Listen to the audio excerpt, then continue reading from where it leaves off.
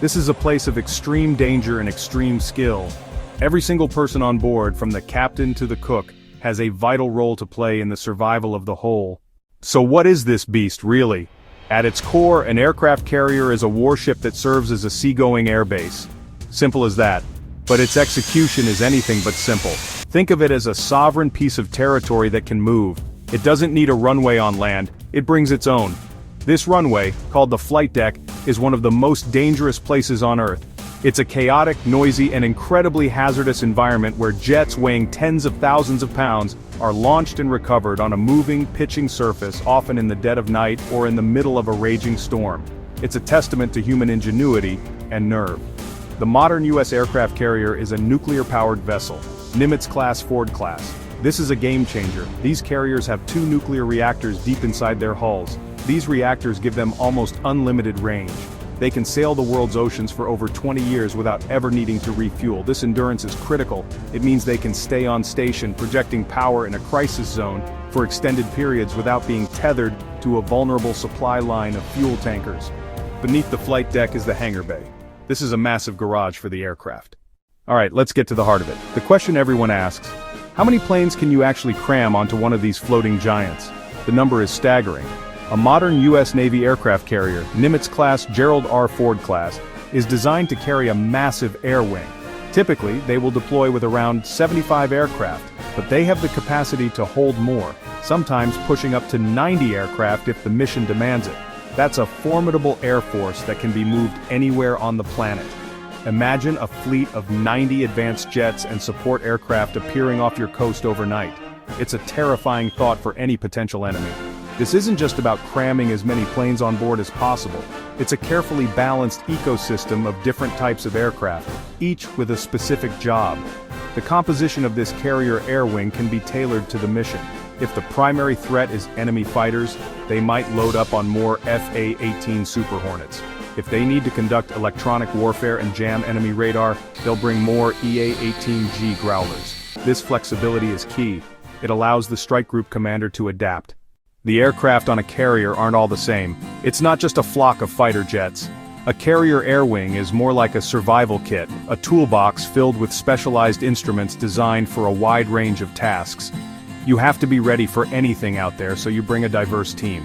The backbone of the wing is the fighter attack jet. Currently, this is the F/A-18E/F Super Hornet. This is your primary weapon. It's a multi-role aircraft, meaning it can fight other planes in the air, air-to-air combat, and also attack targets on the ground or at sea, air-to-surface combat. It's the sharp end of the spear, the predator that does the hunting. But you need more than just hunters. You need eyes and ears. That's the job of the E-2 Hawkeye. This plane is easy to spot. It has a massive rotating radar dome on its back. It's a flying command and control center. It flies high above the carrier strike group, using its powerful radar to see everything for hundreds of miles in every direction. It can detect enemy aircraft, missiles, and ships long before they become a threat. It then coordinates the battle, directing the Super Hornets to intercept targets and giving the carrier's commanders a complete picture of the surrounding environment. Without the Hawkeye, the fighters would be flying blind. Then you have the specialists. The EA-18G Growler is a fascinating one. It looks almost identical to a Super Hornet, but it doesn't carry bombs. Launching a 30-ton jet from a moving ship is one of the most extreme things you can witness. A carrier's flight deck isn't long enough for a plane to take off on its own. You need a little help. Well, actually, you need a lot of help. This is where the Catapult comes in. On Nimitz-class carriers, these are steam-powered. Huge pistons driven by pressurized steam run the shuttle down a flight deck track. The nose gear locks into the shuttle, like drawing back a colossal steam-powered crossbow, except you're firing a jet. The moments before launch are incredibly intense. The pilot pushes the engines to full afterburner. The roar is deafening, flames and shock. The aircraft strains and shakes as it waits. The pilot and the shooter run final checks. The shooter signals. A junior sailor hits the button. The catapult fires. Instant launch. From 0 to 165 plus miles per hour in 2 seconds. G-forces slam the pilot into the seat. A beautifully choreographed yet incredibly violent ballet. The new Ford-class carriers use emails. If taking off is a violent push, then landing is what pilots call a controlled crash. There is no gentle glide slope, no long runway to bleed off speed. You are aiming for a tiny moving target in the middle of a vast ocean. The landing area on a carrier is only about 500 feet long. To land, the pilot must fly a precise glide slope aiming for a specific spot on the deck while the ship itself is pitching and rolling with the waves. It requires an incredible amount of skill concentration and raw courage. There is absolutely no room for error. You have to hit your mark every single time. To stop the aircraft, the carrier uses an arresting gear system, 4 thick steel cables.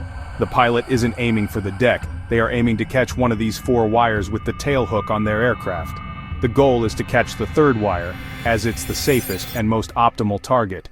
As soon as the plane's wheels touch the deck, the pilot pushes the engines to full power. This is a crucial survival instinct. If the hook misses the wires, the pilot has enough power to immediately take off again and go around for another attempt. When the tailhook snags a wire, the deceleration is brutal. When you talk about aircraft carriers, the United States is in a league of its own. It's not just about having one or two, it's about the sheer scale and capability of the fleet. The U.S. Navy currently operates 11 of these massive nuclear-powered supercarriers. To put that in perspective, that's more aircraft carriers than all other countries in the world combined. No other nation on Earth has the ability to project this much mobile air power across the globe. It's a staggering advantage that has defined global geopolitics for decades. The presence of a U.S. carrier strike group is a powerful statement. Let's compare. China and the United Kingdom are building up their carrier capabilities, but they are still far behind. They typically operate 1-2 carriers at a time. Furthermore, most of their carriers are smaller and conventionally powered, gas turbine diesel engines. This limits their range and endurance. They need a constant supply chain of fuel tankers to operate for long periods far from home, which makes them more vulnerable. The nuclear-powered U.S. carriers, with their ability to operate for years without refueling, have a strategic endurance that is unmatched. There's also a major difference in how the aircraft are launched. So why are these massive ships so important? Why invest billions of dollars in building and maintaining them? The answer is simple. They provide options. An aircraft carrier gives a country's leaders a powerful tool that is flexible, mobile, intimidating. In a crisis, a carrier strike group can be moved to the coast of any nation on Earth, operating in international waters. It doesn't need to ask for permission to fly over another country. It doesn't need a friendly government to grant it basing rights. It brings its own sovereign territory with it. This independence is a massive strategic advantage. Think of it as a 4.5-acre piece of America that can be placed anywhere in the world. From that piece of territory, the U.S. military can launch airstrikes, enforce no-fly zones, conduct surveillance, make its presence felt. The mere arrival of a carrier strike group in a region is a powerful political signal. It tells both allies and adversaries that the United States is watching. It has the power to intervene if necessary. It can de-escalate a crisis or escalate one. It is the ultimate tool for shaping events and surviving in a complex, often hostile world. So, you have this floating city, this incredible concentration of power and people sailing the world's oceans. A single carrier is worth over $13 billion. It carries 5,000 souls, a priceless airwing. It is, without a doubt, one of the biggest targets on the planet. Every potential adversary dreams of being the one to sink a U.S. aircraft carrier. So, a final, crucial question remains. Can it survive? Every single aspect of its design and the design of the strike group around it is built with survival as the #1 priority. It is designed to take a punch and then punch back even harder. The carrier itself is heavily armored. Critical spaces deep inside the ship, like the reactor compartments and command centers, are protected by layers of steel and Kevlar. The ship is also divided into thousands of watertight compartments. This is designed to contain damage from a torpedo strike or missile strike. Now that's a survival record.